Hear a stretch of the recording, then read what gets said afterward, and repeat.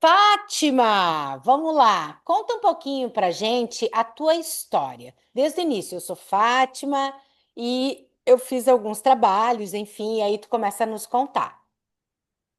Então, eu me chamo Fátima Berreta Rosal e eu dei início à minha caminhada profissional no ano de 1984, na Rede Municipal de Ensino de Florianópolis, como professora.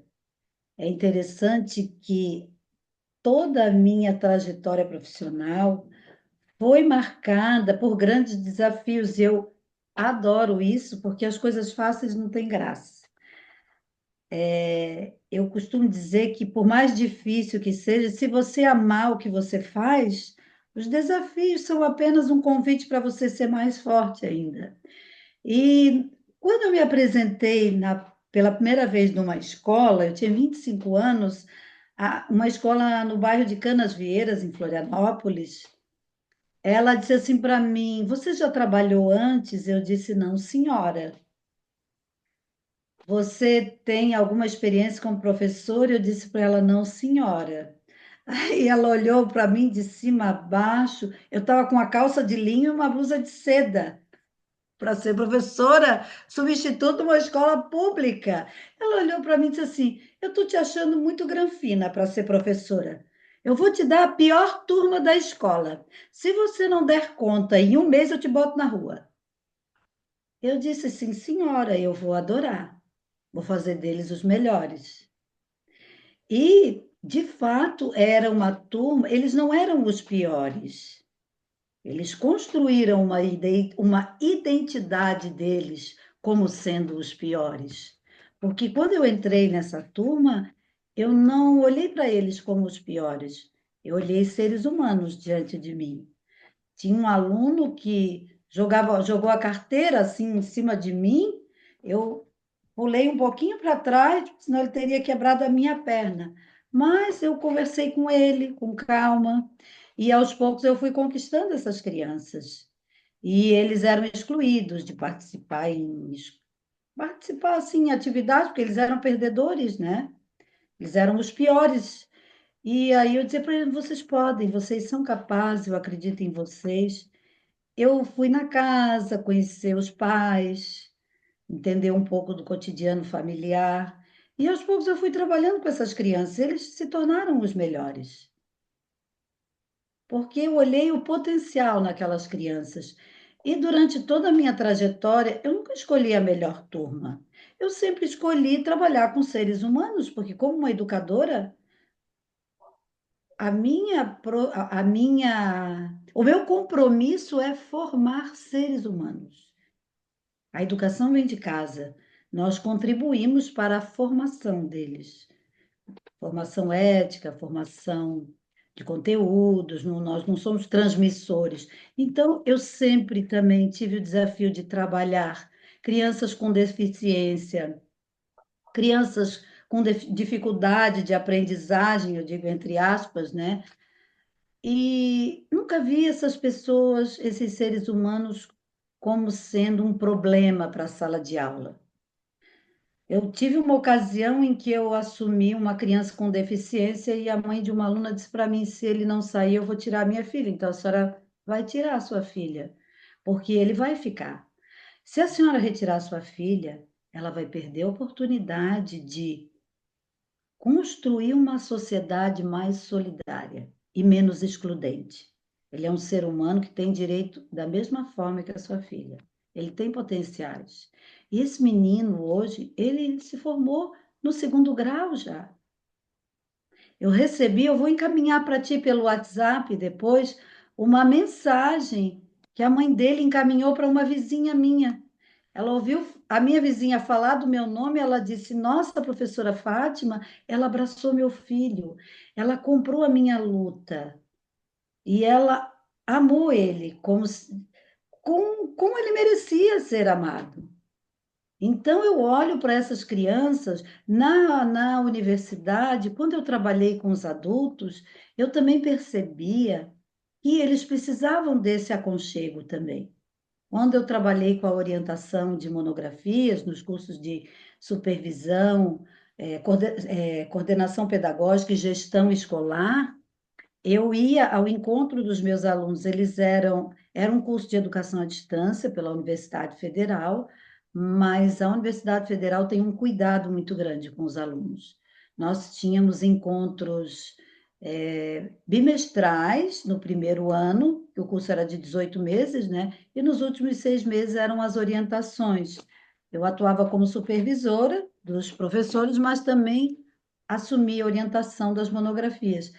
Eu tive um caso de um aluno que entregou um plágio, um aluno que era meu orientando, na primeira versão. E, segundo as normas do curso, em primeira instância, ele poderia ser excluído. Eu disse, vamos dar mais uma chance para ele. Aí eu conversei com ele, mandei uma mensagem. Eu não percebi a sua contribuição nesse texto, mas eu confio em você. Eu tenho certeza que você vai mandar um novo texto para mim com uma contribuição significativa que vai para a sua comunidade. Essa é a importância do nosso trabalho, não é Exato. formar especialistas, mas também levar trabalhos consistentes e relevantes para a comunidade que você representa. É nossa missão, né, também. E esse menino, que poderia ter sido excluído se a gente entrasse no julgamento, mas nós não fizemos isso, nós demos a chance dele revelar o potencial dele. No dia do meu aniversário, isso foi em 2010, eu estava corrigindo a monografia dele e a minha filha disse, mas mãe, tu vais trabalhar no dia do teu aniversário? Eu disse, sim, eu vim a esse planeta a serviço, nós estamos a serviço. E quando, assim, tamanha foi a minha emoção, quando eu comecei a ler a dedicatória desse aluno. Ele disse, eu dedico esse trabalho ao meu pai que venceu um linfoma, a minha esposa, a minha filha e a minha professora Fátima, que me fez acreditar que eu era capaz de chegar até o fim. Que Eu bacana. chorei muito quando li isso, porque era um pai de família, trabalhava 60 horas como educador. Como a gente vai julgar? Essa oportunidade que nós demos a ele resultou, foi muito mais longe ainda. Ele, com a outra colega que também estava fazendo o curso, eles criaram um seminário sobre educação inclusiva na rede municipal deles. E foi um sucesso, né? Então, isso é, na minha opinião, ser um educador. E como foi o despertar para ser terapeuta? Então, o despertar veio depois do mestrado, né? Que eu entrei em depressão e disse: Meu Deus, para que tudo isso? Eu me cobrei tanto, eu me chicoteei tanto, me exigi tanto para apresentar uma dissertação de mestrado sobre a educação inclusiva, desmontar essa maquinaria escolar que segrega, que exclui, mostrar as bases de sustentação dela, como e por que as coisas se constituíram assim, né? Inspirada em Michel Foucault, que já é um filósofo bastante criticado, né? Por quê? Porque ele desmontou todos esses discursos. Eu amo Foucault, porque ele Eu desconstruiu também. muitas coisas. E isso incomodou muitas pessoas. Então, Era a muito banca baseado na área da sexualidade também, né? também, sim, a construção de novas subjetividades. Foi isso que eu propus no meu trabalho. Sim. Eu usei a arqueologia, a genealogia, a ética, que são as ferramentas metodológicas que ele tinha. Então, eu demonstrei o como e o porquê a escola se constituiu assim, como se dão as relações nesse cotidiano e como se pode fazer diferente do que se faz, do que se pensa. Quais os caminhos de possibilidade? E essa dissertação foi para a minha rede municipal. Eu devia isso à minha rede, Uhum. né?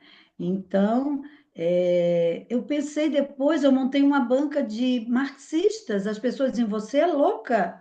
Eu disse, não, se eu vim para um curso de mestrado, representando a instituição que eu trabalho, para fazer qualquer coisa, então eu não precisava vir. Isso não é justo, porque são recursos públicos, e isso para mim é muito sério. Então, eu tenho que apresentar uma dissertação que desafie as pessoas, que tire as pessoas da sua zona de conforto e que descubram o seu potencial, Uhum. que elas possam se questionar e repensar sua caminhada. Só que eu apresentei toda essa desconstrução para as pessoas, mas eu também fui toda desconstruída. Não teria como, né? Não teria como. E eu fui aprovada com distinção. Está na ata de aprovação da minha, aprovada com distinção. Toda a banca marxista aplaudiu de pé. Naquela época, eu editei um vídeo, nem tinha essa tecnologia toda. Eu editei um vídeo de 9 minutos mostrando toda a história assim das instituições, da segregação e depois uma sociedade inclusiva. O Michel Foucault, assim, eu vou mandar para ti esse vídeo, é lindo, Quero é, mesmo, quero é mesmo. lindíssimo, mostrando que é possível fazer diferente. Eu encerrei a apresentação, eu passei não sei quanto tempo lá dentro de um estúdio naquela época, em 2000, não era assim como é hoje, né? E para gravar cada detalhe daquele vídeo, cada imagem, tudo foi pensado. Eu sempre fui muito detalhista e cuidadosa com aquilo que eu entrego para as pessoas, Uhum. que isso envolve responsabilidade, consciência. E E, após isso, tu entrou em depressão. e fui daí buscar esse caminho de terapias holísticas. Aí eu fui fazer a socioterapia, a formação, que uma amiga minha me indicou, em Curitiba. Eu fiz a formação de 6 meses em socioterapia, era num estilo assim de imersão. Nós íamos para Curitiba uma vez por mês, na sexta-feira saímos de lá no domingo, sem contato nenhum com o mundo aqui fora. Era imersão. E ali nós aprendemos a trabalhar em nós mesmos e no outro, as relações interpessoais. Eu aprendi as danças circulares sagradas como vivências para trazer à luz crenças, padrões limitantes. E depois eu aprendi, fiz os aprofundamentos no monastério interior. Eu fiz um outro, que eu não me recordo o nome agora, mas eu tenho os certificados ali. Eu aprendi também o curso Eneagrama, eu fiz também dentro da formação de socioterapia. Uau. Mas eu não me contentei com aquele aprendizado de um fim de semana. Aí, um tempo depois, eu fiquei 2 anos estudando para elaborar uma apostila com quase 40 páginas sobre o Eneagrama, que desse conta de trazer a essência do Eneagrama. O quão importante é essa ferramenta como autoconhecimento e como expansão do potencial da pessoa, como uma ferramenta que te empodera. Fala um pouquinho sobre o Eneagrama, Fátima. Então, o que eu vejo assim é que eu tenho uma entrevista que eu concedi ao Instituto Brasileiro de Terapias Holísticas, que eu falei uma meia hora sobre a questão do enneagrama, né? O enneagrama, muitas pessoas acham assim, que é a estrela de 9 pontas, você é um 9, você é um 7, você é um. Que o enneagrama é uma forma de treinamento para as pessoas identificarem se ela é o 7, o 9, o 1, esse ou aquele. Não. O enneagrama, ele é um símbolo místico. Ele foi encontrado por Gurdjieff numa das viagens dele, nessa busca, né? Ele tem conexão com o islamismo, com o cristianismo, com a cabala. Então, ele encontrou com os sufis, que eram andarilhos, eles dançavam, eles faziam danças nas pontas do eneagrama. Não tinha essa numeração, era uma estrela de 9 pontas, mas não tinha ainda os eneatipos, que foi criado depois. Então, Gurdjieff trouxe para o Ocidente esse estudo e montou uma escola com seus discípulos, e ele fazia esse processo de autoconhecimento com as pessoas assim, através da dança, da meditação, onde as pessoas mergulhavam dentro de si e descobriam o quanto elas eram poderosas. Era um trabalho bem profundo. O Oscar Ichazo, conhecendo o trabalho do Gurdjieff, ele foi participar, foi conhecer, e a partir do trabalho que o ODF trouxe, ele montou, então, o Oscar Ichazo, o eneagrama dos vícios e virtudes. Ele acrescentou que tem os 7 pecados capitais, que são os vícios, né? O ódio, a luxúria, a inveja. A Então, gula. ele acrescentou aos 7 pecados capitais mais dois, para ficar 9, que são 9 pontas, né? E ele acrescentou a esses dois o medo e a ilusão, que são fundamentais. Fundamentais para você trazer à luz o que está escondido nas diversas camadas. E então ele passou a desenvolver o trabalho. Isso tudo eu trouxe, essa história toda está lá na apostila. Eu vou mandar para ti uma cópia dessa apostila também. E E, a- depois o Cláudio Naranjo, o psiquiatra, com base em tudo isso, ele sim, o psiquiatra o misticismo, unindo misticismo e ciência, né? O esoterismo e a ciência, ele traz então os eneatipos, o eneagrama dos 9 tipos de personalidade. Então, ele é um símbolo dinâmico, ele não é estático. Ele faz um movimento muito profundo no trabalho de autoconhecimento e pode despertar a liderança em muitas pessoas, mesmo quem não sabe que é um líder. Quem sabe, né? É. e tu faz a leitura do Eneagrama conforme o que eu preciso te dar o quê? O nome, a data de nascimento? Como é que funciona? Eu montei um curso sobre o Eneagrama, né? Onde eu Uhum. trago toda essa história, trago bem a fundo, além da história do Eneagrama, eu trago também um capítulo sobre a formação da personalidade e os centros de inteligência. Uhum. Porque a partir da história eu tenho que explicar para as pessoas como e por que elas se constituíram assim. Uhum.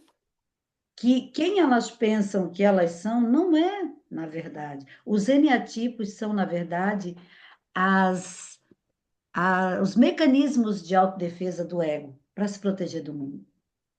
Então, esses centros de inteligência, eles têm o centro magnético, o centro de apoio e o centro que é... Ai, meu Deus, me faltou a palavra agora. O rejeitado, o centro rejeitado. Nesse centro rejeitado, o magnético é aquele por onde você atrai todas as coisas para você do universo, do mundo, pelo teu campo eletromagnético, de acordo com as tuas crenças. Você vai se tornando mais e mais daquilo que você acredita que você é.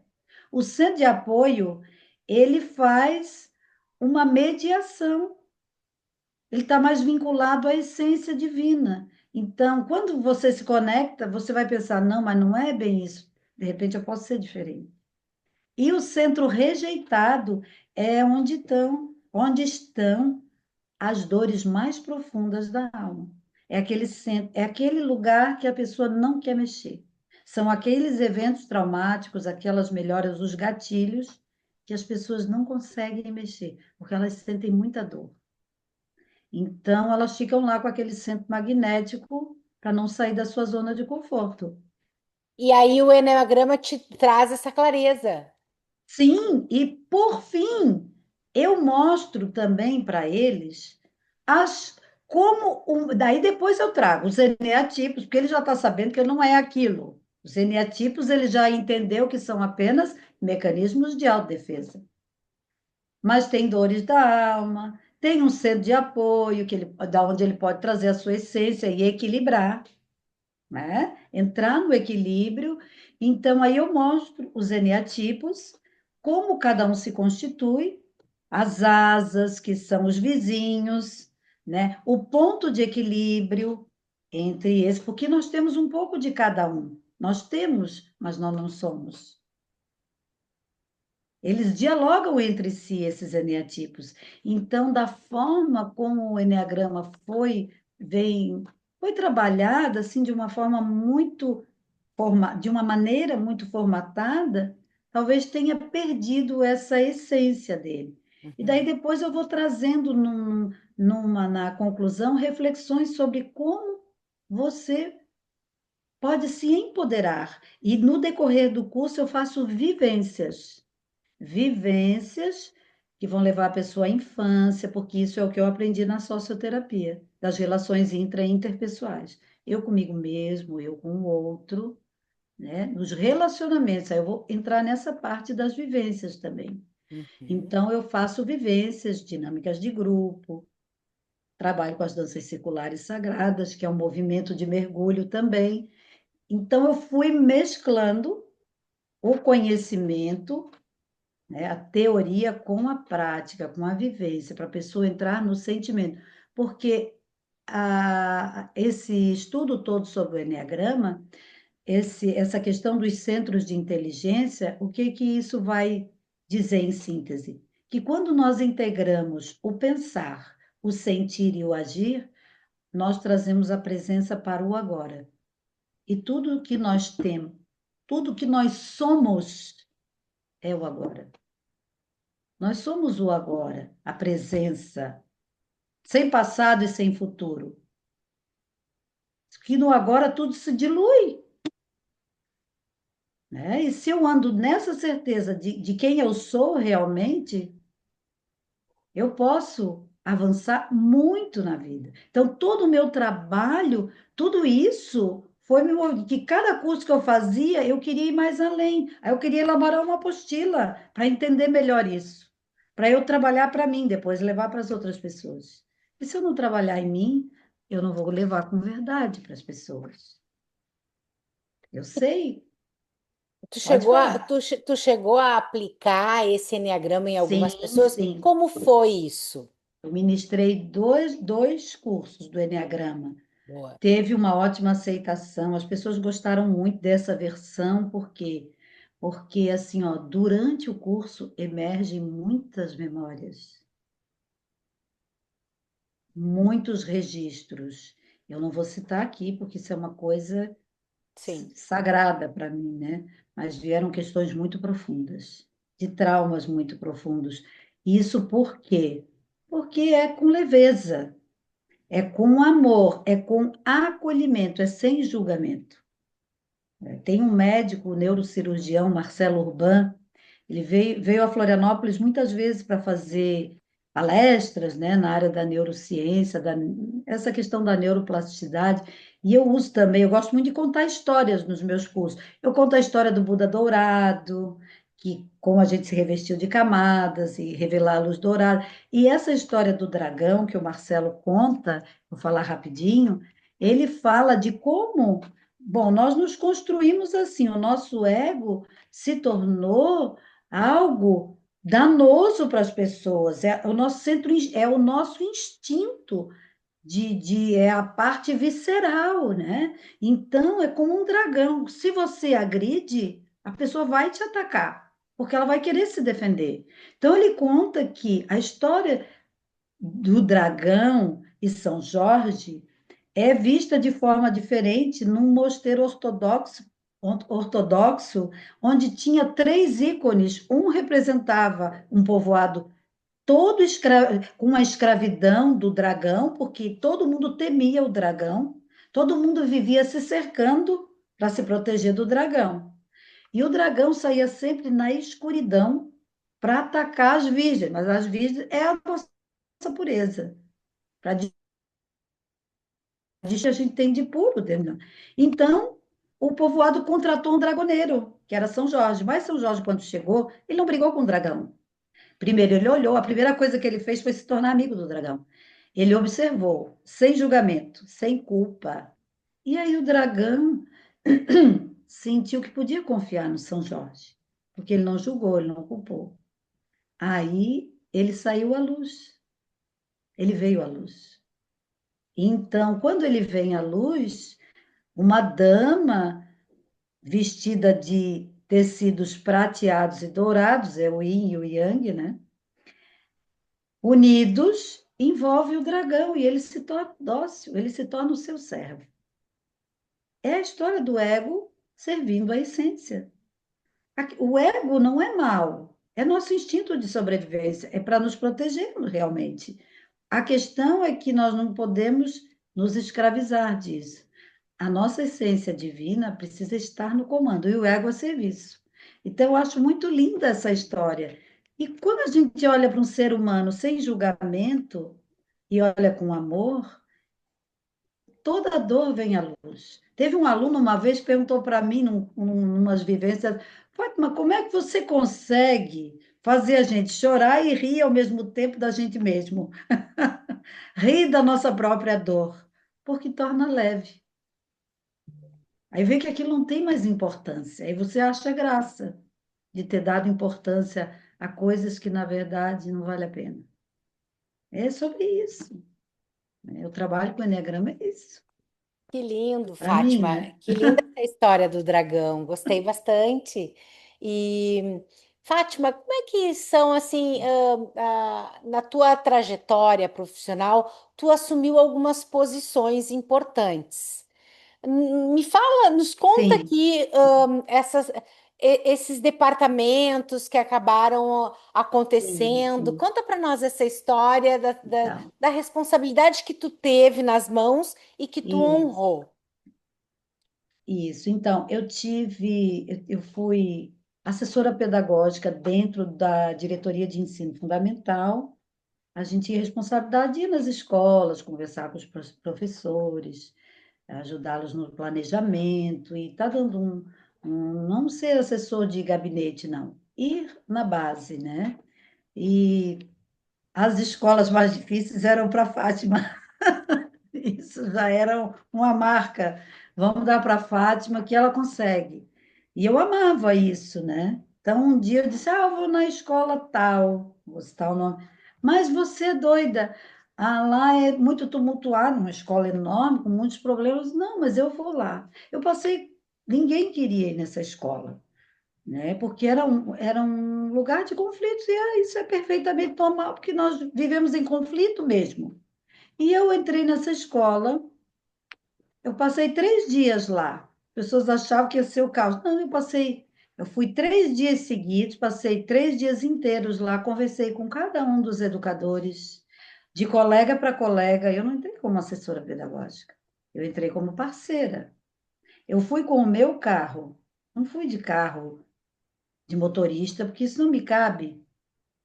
Eu teria vergonha de chegar numa escola com motorista da Secretaria da Educação, se eu sou uma educadora também.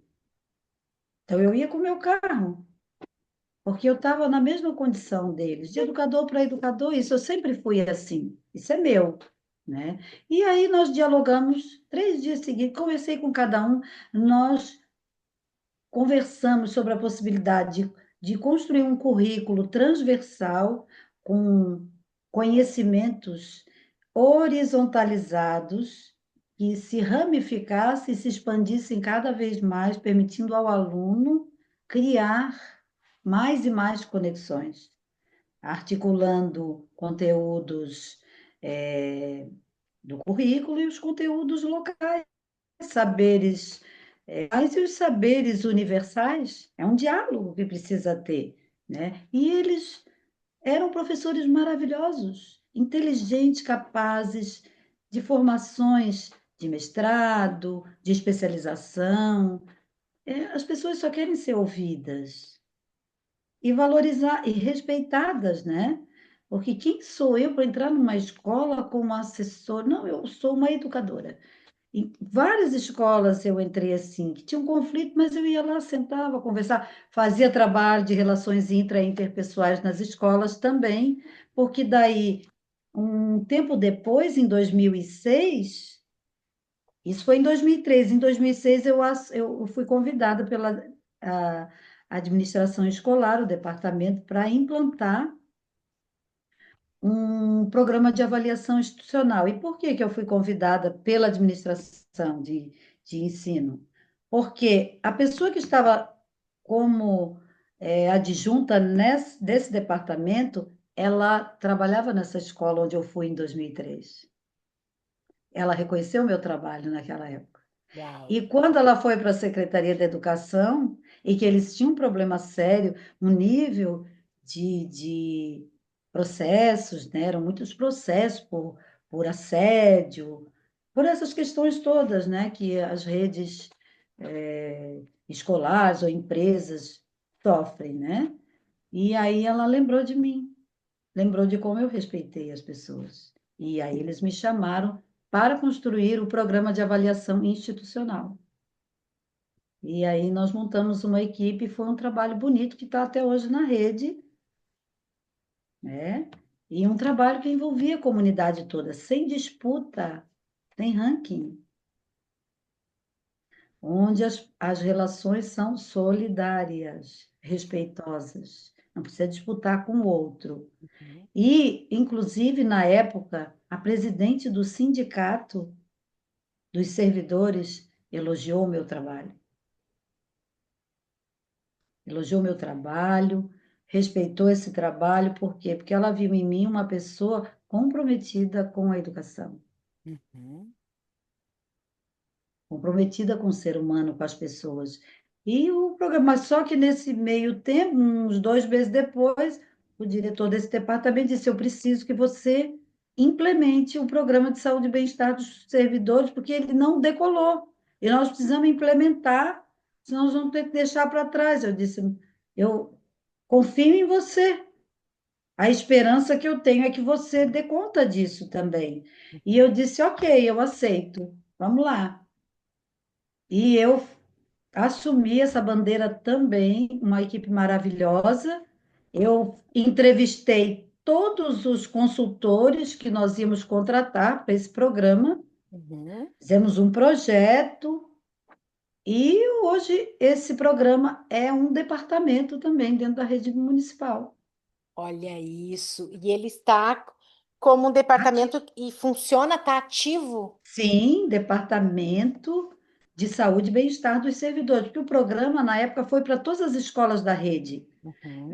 A gente tinha consultorias de yoga, laboral nos departamentos, nas escolas, curso de relações intra e interpessoais, Uhum. reiki. Então, foi uma coisa muito, muito bonita, né? Muito, muito bacana isso. São sementes, né? Que a gente vai deixando para as pessoas também. Não é para ficar apegado a nada disso, nem para se engrandecer com nada disso, porque eu prestei serviço. Eu não Uhum. fiz mais do que a minha obrigação em honrar a rede pública que me Uhum. acolheu, E né? hoje, Fátima, o que que tu tá oferecendo para as pessoas? O que que tu quer ajudar no mundo, nesse mundo de Corporativo. hoje, no mercado?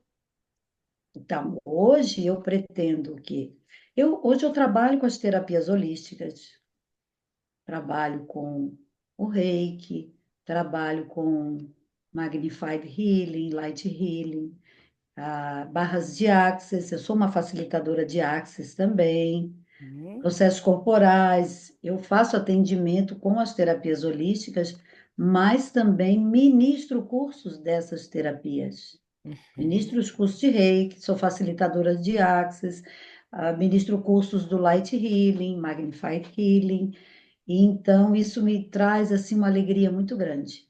Ver a transformação das pessoas, ver aquele estado de alegria que as pessoas saem, a profundidade que a gente mergulha nas iniciações, nos cursos que tem iniciações.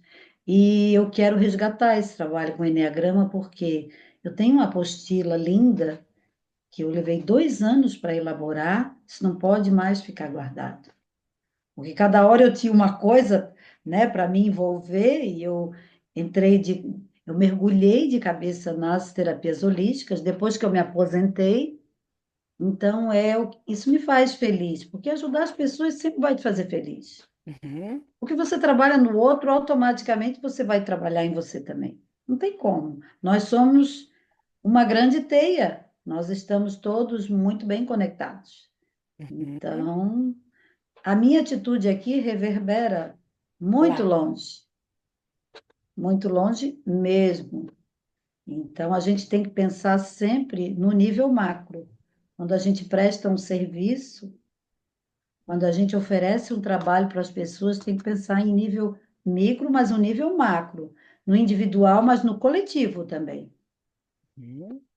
Né? Que é isso que vai agregar, é isso que vai trazer a transformação para o grupo. Cada um sabe a sua parte, o que é preciso fazer e vai fazer para o bem de todos. E numa engrenagem onde tudo funciona de forma articulada, a tendência é expansão, mais e mais e mais.